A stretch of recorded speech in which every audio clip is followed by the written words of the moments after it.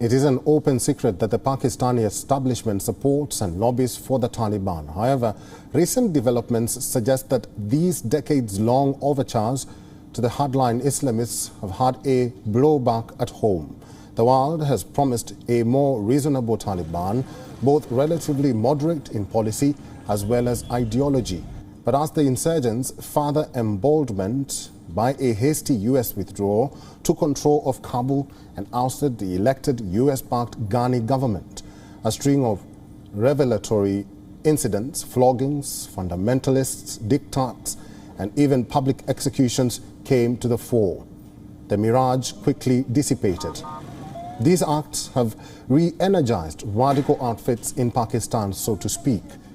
Most recently, hundreds of supporters of the Jamiat-ul-Islam Nazirati, or the WION, gathered in Quetta in support of the Taliban. More than 600 people participated in the rally, waving Taliban flags and chanting slogans. One of the WION's top leaders accused the United States of waging genocide against Muslims. The arrogance with which the United States came to Afghanistan in 2001 had destroyed the Islamic Emirate and was committing genocide against Muslims. Allah Almighty shamed them.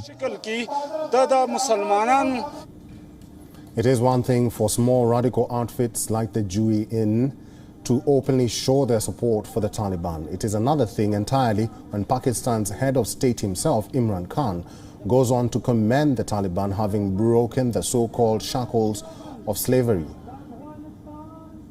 In Afghanistan, they have broken the chains of slavery. But the chains of mental slavery do not break. You wear the clothes they wear. You adopt all their fashions because you think you're better than others. A slave of mind can never achieve anything big. Pakistan's military too has expressed enthusiasm for the Taliban's victory. Recently, there had been reports of at least 6 retired army generals publicly celebrating the group's takeover of Kabul. Moreover, its Inter-Services Intelligence Directorate, or the ISI, has backed the Taliban since the group's origin in the mid-1990s.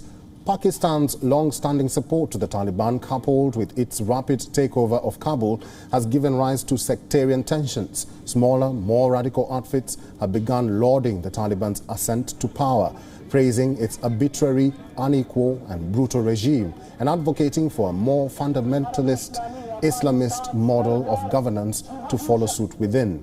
Groups like the WION have begun to emerge from political backwaters, whilst still is the re-emergence of terrorist groups like the Tehrik-e-Taliban Pakistan or the Pakistani Taliban, which have orchestrated numerous terrorist attacks on the Pakistani state as well as its people. Pakistan has maneuvered itself into a pit of its own making.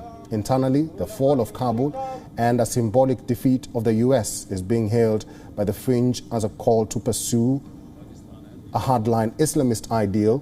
Now it is up to the state to either course correct and stem the tide of tribal nationalism mirroring the Taliban, or later wonder what went wrong.